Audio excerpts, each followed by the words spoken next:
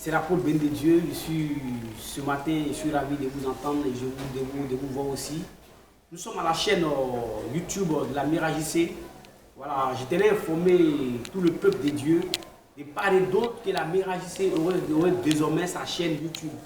Donc pour tous ceux qui viennent nous suivre et suivre nos programmes en direct, les messages qui seront donnés, les moments de prière, les moments de jeûne, pour les personnes qui sont éloignées à l'extérieur du pays, il y a d'autres qui me demandaient mon numéro de téléphone beaucoup. Maintenant, vous n'avez plus à vous inquiéter. La Mira JC désormais va se doter d'une chaîne. Et si vous allez sur le Facebook, sur le YouTube, vous tapez Mira JC TV et vous allez voir directement notre page. Voilà, nous serons disponibles à vous et à tout temps vous parler aussi de Jésus-Christ et vous annoncer sa bonne nouvelle. Ce matin, je vais aussi dire merci infiniment au peuple de Dieu qui continue encore de prier pour la Côte d'Ivoire qui est notre nation. C'est vrai, nous avons vraiment des troubles dans plusieurs villes et il y a des paniques partout.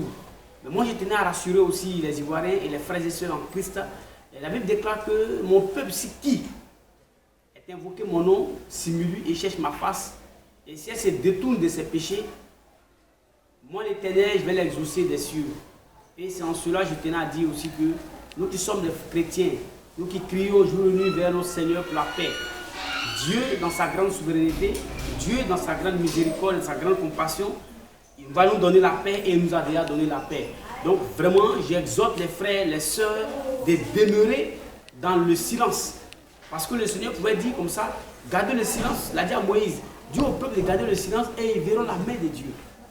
Donc ce matin, je tiens à te dire, à toi qui me suis et qui aussi va me suivre en direct, je tiens à te dire aussi qu'il faut garder le silence parce que Jésus-Christ de Nazareth est au contrôle de toutes choses et Jésus de Nazareth, il va défendre notre cause comme il a fait pour le cas de Moïse.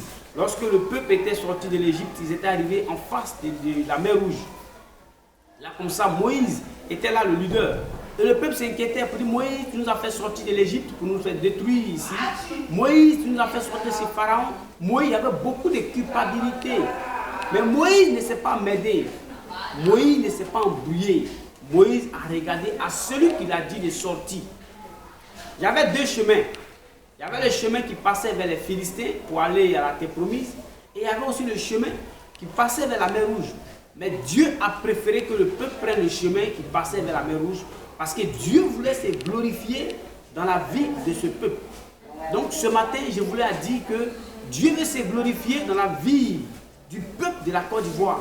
Et tout ce qui arrive, le Seigneur sait. La Bible dit que rien n'arrive sans que l'Éternel Dieu ne l'a ordonné. Sans que l'Éternel Dieu ne l'a permis. Donc toi qui me suis, toi qui m'entends, je tenais à t'exhorter. Il ne faut pas perdre espoir. Il ne faut pas te décourager. Continue ta prière. Et crois toujours que le Seigneur Jésus-Christ va intervenir. Et il va intervenir. Il va intervenir, quels que soient les troubles, quels que soient les paniques, quel que soit ce qui va arriver, le Seigneur va intervenir. Pour cela, je tenais à inviter le peuple de Dieu à observer si cela est possible. Un jour de jeûne pour la nation ivoirienne. Peut-être tu vas me demander, mais pourquoi jeûner? Frère, nous devons tous observer un jour de jeûne. Et ce jeûne doit démarrer à partir du lundi. Nous devons nous humilier devant Dieu pour la Côte d'Ivoire. Parce qu'on va entamer une dernière semaine. Et la semaine dans laquelle on va rentrer, c'est une semaine symbolique, c'est une semaine de village. Donc vraiment, je tenais à vous exhorter que la paix soit sur la Côte d'Ivoire.